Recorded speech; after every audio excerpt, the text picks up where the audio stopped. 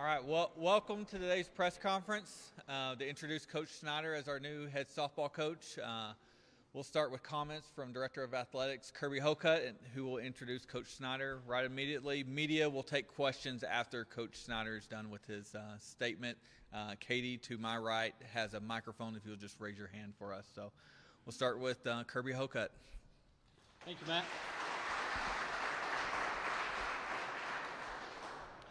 Well, good afternoon, and appreciate everybody being here on this summer afternoon as we move forward at the closure of another academic year and into the summer months. We're excited about the announcement that we share together about our softball program today. But we do wrap up another very successful academic year, and feel remiss not to take a moment and just talk about that for a minute or two. But of important note and great celebration, we take pride in the fact that we were the only university in the state of Texas this year to participate in a football bowl game, the men's basketball tournament, as well as the NCAA baseball tournament. The only school in the state of Texas. It was a great end of the football season with the win over Mississippi State in the Southeastern Conference, and for basketball to advance to the Sweet 16 and finish 18-0 at home, undefeated at home. There's nothing quite like a game day here at Texas Tech. And then baseball team advancing to the regional final yet again was another great season by Coach Tadlock and our baseball team. Appreciate our other coaches that I see here today. Coach Gerlich had a great second year at Texas Tech. There's great things ahead for the Lady Raider program. Appreciate Coach Gerlich being here. I saw Coach Greystone right behind Coach Gerlich. Volleyball team participated in the NCAA tournament this year for the first time in a very long time. Coach Kitley's here. Coach Kitley, we were one of only 4 schools in the country this year to finish in the top 10 in the country in both men's and women's track and field at the national meet. And Coach Kitley continues to do a great job leading our track and field programs here. See Coach McGuire in the back of the room. Boy, does he have this football program and this community fired up and excited about what lies ahead. So many camps have been going on, and just the energy that I continue to see from that football locker room is very exciting. And you know, we closed our spring not only with track and field but with men's golf, and we advanced to match play. Only one of 8 teams left playing at the end of the golf season, and that last day we went toe-to-toe with the number 1 team in the country and had them on the ropes until those last couple of holes. But Coach Sands and his team had another great season. Would be remiss if not to mention the success in the classroom that our student athletes achieved yet again this year. A successful spring semester highlighted by our 15th consecutive term of having a 3.3 department cumulative grade point average or higher. 12 teams with a cumulative grade point average of 3.0 or greater, and 66% or 276 of our student athletes had a 3.0 grade point average or better. So our student athletes continue to excel not only on the playing fields, courts, and tracks, but also in the classroom. Let's turn our attention to softball, where we've got some young women of our softball program here with us today, and just continue to appreciate their communication and their confidence as we went through this process that we've been through. Our softball team also achieved a 3.4 cumulative grade point average this spring, and very proud of the work that they do in the classroom and on the field and how they've always represented us, and just appreciate the way they finished out this season, and excited about what lies ahead. And I know they're excited about what lies ahead in this announcement here today. I want to also thank the search committee that helped me through this process. Our committee was led by our senior woman administrator, executive senior associate athletics director, Brandy Stewart. Brandy was out of town today and unable to be with us, but I know she's watching this online, and just thank Brandy for her leadership. She was a great colleague to have leading this process. Softball has a special place in her heart, She is an All-American, Hall of Fame softball player from Florida State University. She has a passion for all of our student athletes and all of our sports, but a special place for softball, and her connections within the game were such a great resource for us as we worked through this process over the last 7 weeks. Also on the search committee was Ginger Carrick. Regent Carrick is a proud Red Raider and was a great just counselor and advisor to have as we worked our way through this search. Regent Carrick was the first Hispanic flight director at NASA and went on to direct many leadership and training programs for our astronauts, and her counsel and insight was tremendously beneficial as we worked our way through this process. And also Brian Shannon, our faculty athletic representative, was a great member of this search committee. Brian not only excels in his role as the faculty representative, but also has become a leader nationally within our profession. So I thank them for the time and commitment that they made to get us to where we are today. And I would tell you that Craig Snider was one of the first names recommended to us as we begin this 7-week process. And we talked to many candidates, we talked to many references over that 7 weeks, and could not be more excited about where we are today and our future that is in front of us. On the first Zoom that we had with Coach Snider, he made such a strong impression. And it was one of those conversations where when it was over, you felt, I want more. I want to talk more to him. I want to hear more about his philosophy and his approach and his journey as a coach. He's known for his offensive background. He's had immediate improvements offensively every place that he has been. But what drew us and drew me in particular was his approach in establishing relationships with the young women that he coaches. He said, when you grow the person, the softball takes care of itself. That's what Coach Snider said. When you grow the person, the softball takes care of itself. And he talked about how he would pour into the young women both on and off the field. He's been associated with some of the most successful softball programs in our country. He was a graduate assistant at the University of Oklahoma. He was an assistant coach at Florida State, where they advanced to the College World Series 3 times and won the national championship. And then for the last 3 seasons, spent time as an assistant coach at Texas A&M. Coach McGuire, he brings some enthusiasm and some energy to the table. I'm not sure it's at the Coach McGuire level, but he's going to give you a run for your money. He brings great energy and enthusiasm to the capital of West Texas, here in Lubbock. He's going to be a great addition to our city. And it's my privilege and honor to welcome our new head softball coach, Coach Craig Snider. Coach Snider. It's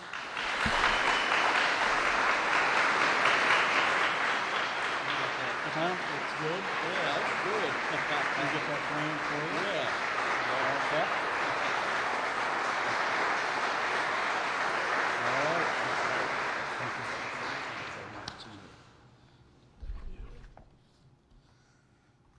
Wow, that's a lot of people here today. And I think that's what's exciting about this time and this place. You know, when I came out 2 weeks ago, you know, my career has been one that has been 22 years coaching college softball. I had been to Lubbock one time, and I actually had an opportunity to be a GA here. There was a coaching change when I was supposed to come, so I never got the chance to be a Red Raider. But I looked at it from afar, and I realized how special this place was. And then coming on campus, I realized real fast, not only is this place special in Lubbock, Texas, but it's the people. The people are what make this university so special. It's what makes Lubbock so special. And I knew right then and there, for the first time being a head coach, if I was going to do it, it was going to be with this administration and with this support system in this place. I'm taken back by this right now, honestly. And so it's been a whirlwind over the last couple days. I'm going to be honest. You know, it was announced. Actually, Kirby called me on Father's Day. I had just landed. He called me. He goes, "Hey, we want to extend an invitation for you to be the leader of our program, the head coach at Texas Tech." And of course, I was overjoyed, emotional. I'm an emotional guy. I will get emotional sometimes. And he goes, "I wanted you to have a great Father's Day." And I said, "This was aside from being with the kids, is the second best thing that I could have possibly gotten on Father's Day. So thank you. That was a great gift. But then the ensuing days, the last couple days, the first thing I want to do is I want to meet the team. So we got on Zoom calls, talked about what they want, what's their expectations, what do they want out of their program. I want to know about you as well. Where are you from? Who's your family? What's your dog's name? I see your dog in the Zoom right now. What's the dog's name?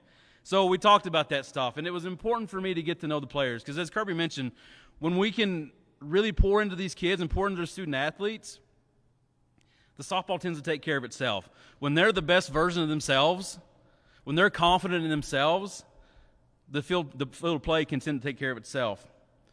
And before I kind of talk about our vision of the program, I kind of want to give you an update of just my journey through this sport because it's unlike any that you hear every now and again. I started coaching when I was 18. I started at a small school at Lindsey Wilson College in Columbia, Kentucky. Tom Optenbrow gave me my first opportunity to coach college softball. I'm 18, and I'm dragging a field with a Jeep Cherokee and a piece of fence. And now you look at the facilities, you look at where college softball has come, you look at the sport and how much it's growing right now. It's the third highest rated sport on TV in college. The third, women's softball. How incredible is that? So how blessed are we to get to have the facilities and the support we have here at Texas Tech? So I spent 2 years there, and then I met another coach working through camps and stuff, Mark Montgomery. Mark Montgomery is the head coach of Maryland.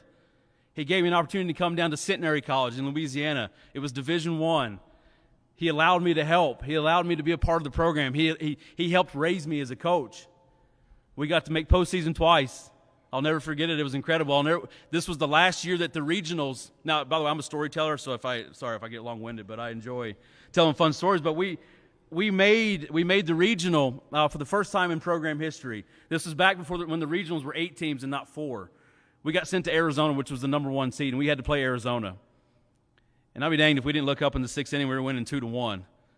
And I'll never forget one of our kids. Now, this is back in the day. I'm not going to tell you what date it was because it'll date me. She pulls out her digital camera and takes a picture. And I remember Coach Montgomery going, "Hey, make sure I get a copy of that." And we ended up losing in the end. But at that moment, we realized that across the nation, somebody knew who we were. Somebody knew who Centenary College was. Because when they announced the scores in the Tucson Regional, Centenary 2, Arizona 1. And everybody went, Centenary, who is this? So I remember that story. And then I had an opportunity with Coach Gasso. Coach Gasso at Oklahoma. I got to learn from a championship caliber coach and learned how she did things. And then after I was done with that, I had I call it my real first coaching job, where I was at a school at Stephen F. Austin in Texas.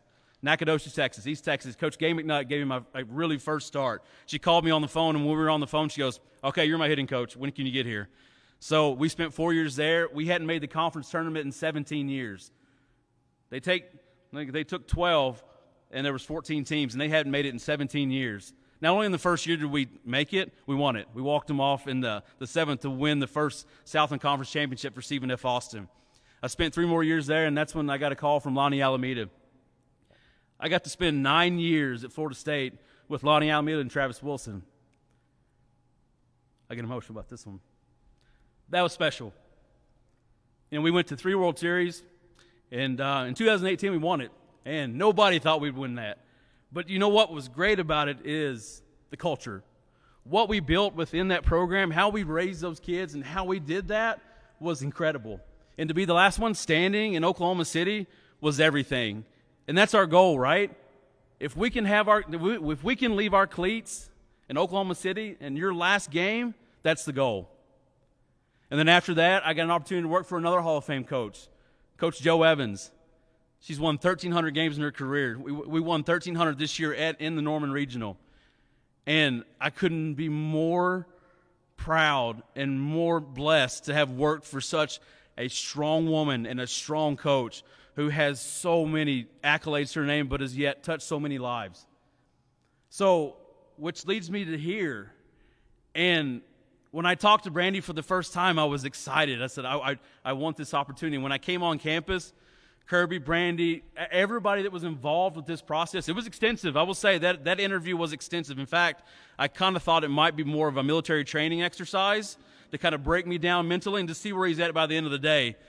Because here comes President Chauvinik, and then everybody just stayed, and here we boom, boom, boom, boom, until I was back on the plane an hour later, and then back in College Station, and then on that Monday going, okay, what just happened? The most special part for me, though, was when I got back to College Station, I got to see my kiddos. They're 11 and 7, and we sat at the table, and I said, hey, Riley, Henry, this could be an opportunity, and I want you to be a part of this. And I said, but this is a family decision. I'm not making this without you two. And I'll never forget my 11-year-old daughter going, Dad, you're a softball coach. You have to coach softball. And you have to go to Texas Tech. And I can't wait to watch on TV. And I can't wait to be out there. And that meant the world to me. That meant the absolute world to me. And my son Henry was just like, all right, do I get to meet the girls? Yeah, yes, you get to meet the girls, son. But I say all these things, and I'm so blessed to be here, and I'm so excited to be here, and honored and humbled. I love the state of Texas. I love this place. I love the people of Texas. Driving out here, I drove from Central Texas today, and I'm driving out, and it just reminds me of home. I grew up on a farm in Kentucky. My mom, my dad, my brother Drew, again, I'm emotional, here we go again. That's what shaped me as a person. They shaped me as a person, and I cannot be more thankful for them and everything that they've done for me throughout my career. And that gets us to our team. Because of all these experiences, and because of how we're raised, this softball program is going to be tough-minded. We're going to be blue-collar, but we're going to do it, and we're going to have a great culture, and we're going to be developed. You're going to get better. You're going to get better on the field, but you're going to get better off the field. We're going to push you every day. As I did the Zoom calls with all the players, things that came up were, we want information. We want to be better. We want a family culture. And I said, well, that's great, because that's been my whole career. That's what I want, and that's what I want for us. And I promise you, as we said before, when you learn to be comfortable in your own skin, when we make you the best version of you, the wins take care of themselves. And you guys are close. We're already close, so I'm excited for that. And with that, we'll be hiring a great staff. The staff we've got in line right now, we should have some answers here in the next day or two. These are national championship caliber people. Some have won national championships. Many have coached All-Americans. Many have coached in the College World Series. It's important that I surround myself with people that are smarter than me. That's important, because I want them to help lead this program and fill this culture. And so I kind of in ending, I want to tell you that I am extremely excited. I can't thank everybody enough. I can't thank the town of Lubbock, Texas Tech Athletics, Kirby, Brandy, the softball team. Thank you for this opportunity. You won't be disappointed. Thank you.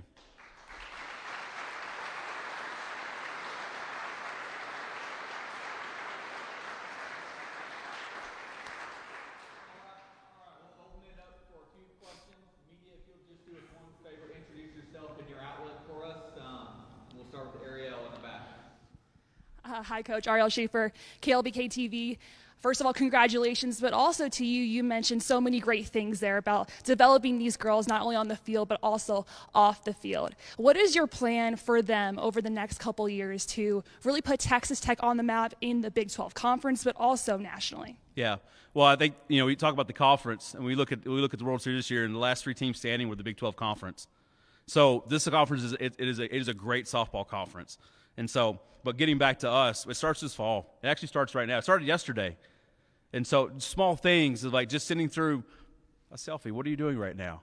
All right. We're going to do things. We're going to do a lot of team bonding stuff. Some of it will be, more fun, and others will be tough, because shared adversity brings out the best in us.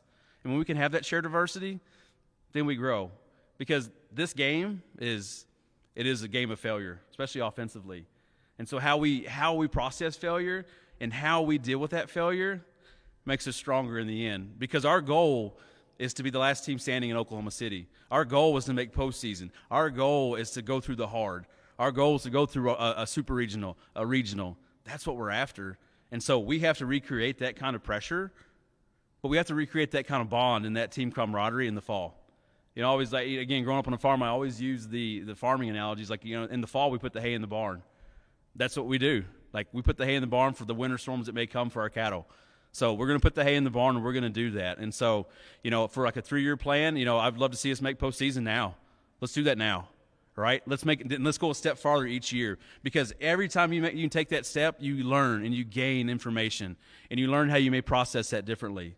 So, yes, that's what we're going to do. And when the announcement was made on Monday, what was the reaction from your circle in the softball community? Has there been softball legends that reached out to you and kind of said congratulations and stuff? Oh, my gosh. I think my phone has over 500 or 600 text messages right now. It's been blowing out. The mailbox is now full. Emails, social. I didn't even try to do the social media thing yet. That's just – it was overwhelming. And I think sometimes we get in our own bubble as coaches, and you don't realize how many people are watching. And then when that announcement's made, just the outcry and the outpour of support from the coaches, the players, players that I coached in the past, and it's just it was incredible for me. And so and humbling, very humbling. That was a very humbling experience for me. But I was excited and honored though to have that. And so at some point I will answer all those text messages. Not in the near future. There's no way. Coach Mason Horodisky with KLBK and KMAC. You mentioned the success you've had with your past programs, especially within the last 2. Was there a common thread or a characteristic within those programs that you want to instill right away in your team with Texas Tech? The people. Absolutely the people. I think it's important that we realize that talent will win ball games, but culture and people win championships. And I think that when we approach it that way and we try to develop these young ladies as people, then you start to see the championships come. And so that's what we saw at Florida State. It took us a few years. You had to really establish the standards of what is a softball player at that program. But once that culture is established, that foundation's built, then it's really hard to take down. It's really hard to take, because then when the adversity does come, when the postseason adversity does come, you're strong, and you're a strong unit. So it does take time, but it is well worth it in the end. Stephen Garcia, Avalanche Journal. Coach, just how long have you waited for this moment to become a head coach and lead your own program? Yeah, that's a great question, Stephen. I'd had offers to coach at a Power 5 school twice, actually, throughout my career, and it didn't feel like the right fit. It didn't feel like the right fit for me. There's something about, you get a feel when you get on campus, you get a feel when you talk to the administration, you get a feel for that. Because again, like I said, what was important for me is to have support from the administration. Because, hey, guess what? First-time head coach, there's going to be things that you miss. There's going to be things that you may have been an oversight. And so it was important for me to feel that support from the administration. So I talk about that interview process of meeting all the administration, meeting Coach McGuire, meeting Coach Gerlich, like meeting everybody. And it was daunting at the time, but at the same time, I'm so glad I did, because I now knew that every one of these people had my back. They were going to be in our corner. And as I told them, this isn't a me thing. This is a we thing. We're going to grow the culture and grow this program together, because it takes all of us. It takes all of us in this room. To grow this, it's going to take us all. So for me, it's always been in kind of the forefront of my mind to be a head coach at some point. But it never was the right opportunity until now, when Kirby called on Sunday. Any other questions from the media? Go right back to the back.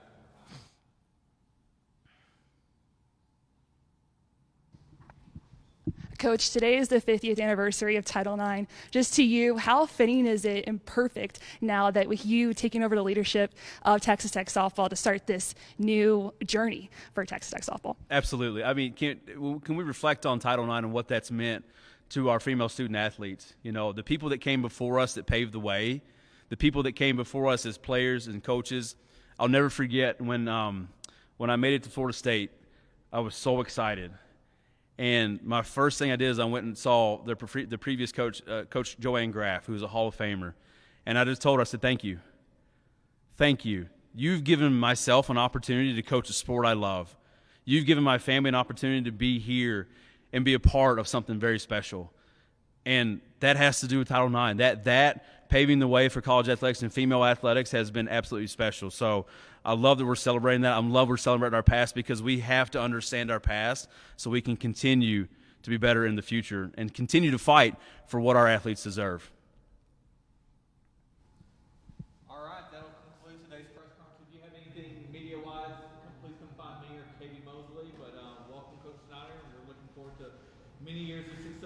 Thank you. Thank you.